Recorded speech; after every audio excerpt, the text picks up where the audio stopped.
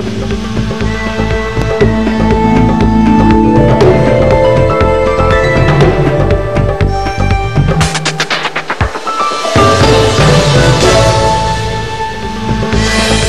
আঘাতের 5 বছরেও দুর্ভোগ পিছু ছাড়েনি উপকূলবাসীর, নিশ্চিত হয়নি বিশুদ্ধ পানি, বেড়িবাঁধের অবস্থাও নাজুক।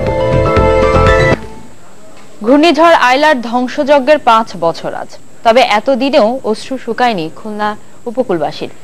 এখনো অনেককে বসবাস করতে হচ্ছে ঝুপড়ি ঘরে, ঠিক হয়নি পানির উৎসগুলো, স্বাভাবিক হয়নি বিদ্যুৎ সরবরাহ, বেড়িবাঁধের অবস্থাও নাজুক। আইলা নিয়ে খুলনা ব্যুরোর প্রধান মামুন রেজার 3 পর্বের প্রতিবেদনের প্রথমটি আজ। ক্যামেরায় ছিলেন খায়রুল আলম।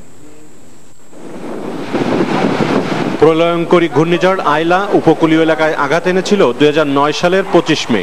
এতে ব্যাপক ক্ষয়ক্ষতি হয় খুলনার কয়রা ও দাকব সহ 5টি উপজেলায়। এতদিন পেরিয়ে গেলেও এই দুর্যোগে ক্ষতিগ্রস্ত মানুষগুলোর পুনর্বাসনে তেমন কোনো ব্যবস্থা হয়নি এখনো, তাই বাধ্য হয়ে এলাকাও ছেড়েছেন অনেকে। কারো কারো বসবাস নদীর তীরে, আবার কেউ কেউ শেষ আশ্রয় হিসেবে বেছে নিয়েছেন বেড়িবাঁধ কিংবা রাস্তার পাশের ঝুপড়ি ঘর।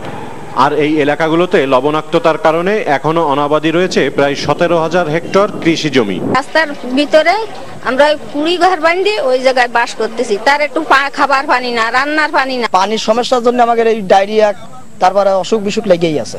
রাস্তার পাশে বাস করতাম, এখনো সেই জায়গায় আছি। আইলা দুর্গত এলাকার বেড়িবাঁধগুলো সংস্কার করা হচ্ছে না নিয়মিত।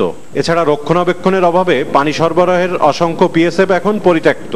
পিএসএফ তৈরি করা হয়েছে, প্রচুর পরিমাণে রেইন ওয়াটার হারভেস্টিং সিস্টেম তৈরি করা হয়েছে, কিন্তু সেই পিএসএফ এবং আরডব্লিউএইচএস এইগুলো পরবর্তীতে কিভাবে চলবে সে জন্য কোনো ব্যবস্থা করা হয়নি। এক একটি পুকুরের মাঝে 3-4টি করে পিএসএফ আছে, কিন্তু সবগুলো পরিত্যক্ত, একটু কাজ করে না। ওয়ার্ল্ড ব্যাংক যে প্রকল্পটা গ্রহণ করেছে বেড়িবাঁধ করবে, তারা শুধু দীর্ঘসূচিতা করছে, আজ না কাল করতে করতে 2টি বছর পার হয়ে গেছে।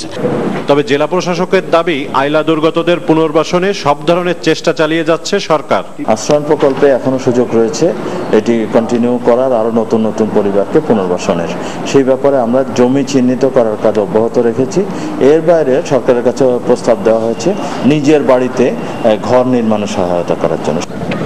প্রলয়ঙ্করী এই ঘূর্ণিঝড়ে শুধুমাত্র খুলনাতে প্রাণহানি ঘটে 57 জনের, আর বিভিন্নভাবে ক্ষতিগ্রস্ত হয়েছেন প্রায় 5,47,000 মানুষ।